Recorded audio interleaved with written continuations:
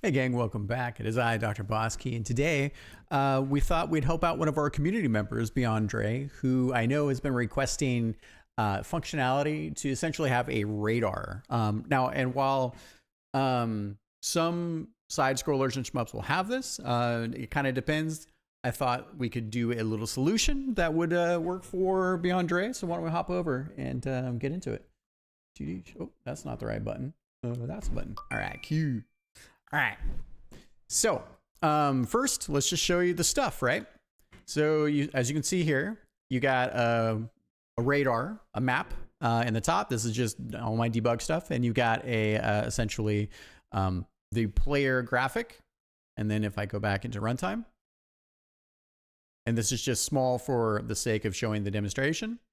But as you can see here, as you progress through the environment, your radar position updates, right? And basically, the short of it is this is the left side of the world, if you will, right? Since we're in an auto scroller, this could work for follow camera, but it would be a slightly more elaborate setup. And then as you progress through, this would be the end of the level, if you will. There's a couple ways you could do this. Yeah, so how do we do that? All right, so always a good idea to have little comments for your code when you come back to it.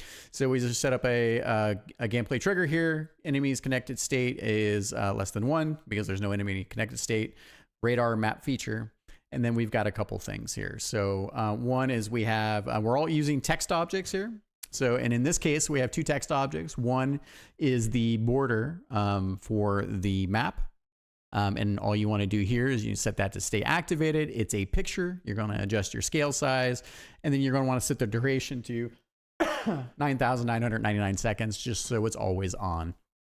And then we have another element here, which is just the name. So just a text element, same thing here. Stay activated, 9,999 seconds. And really the real magic comes in the way where we have a gameplay trigger. This one needs to be set to switch mode. And then this is set to player goes into the zone. You changed the height. So it's the whole vertical height of the world. So I can zoom out here so you can see that. But for instance, if you wanted to have longer screen lengths, you would make this wider, right? So I put these together to illustrate the point.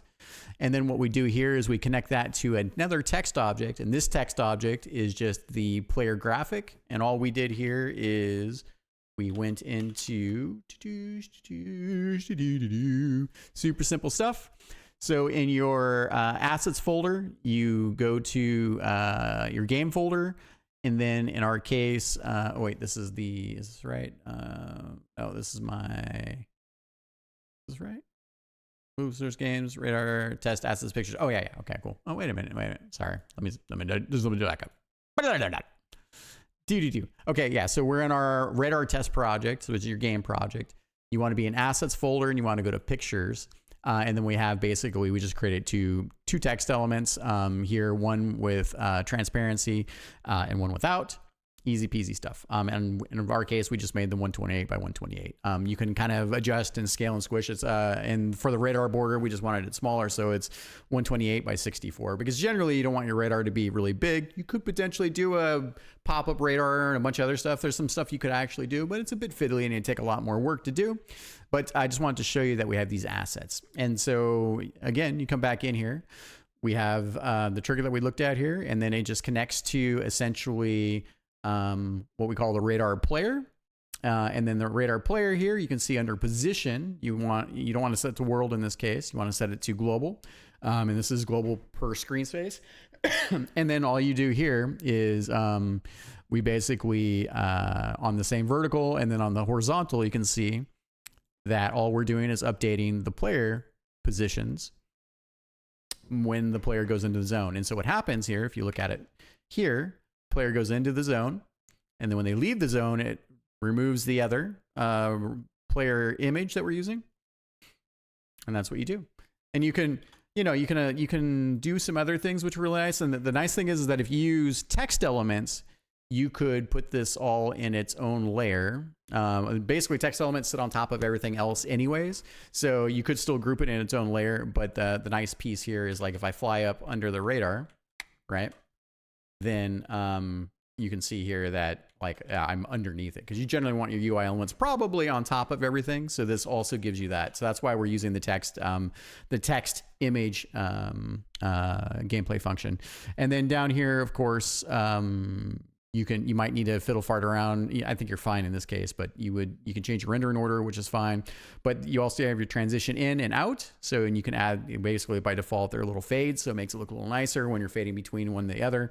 And you know, I think that's the main thing. You're going to get a little bit fiddliness, like when the player is straddling the border, right? But that's okay. So you can see here, right? But I mean, it's a radar. Also, if you were to stop in a fixed camera, patooch, just put that there. We'll modify the camera speed, 0, 0. All right, cool. And so you can see here.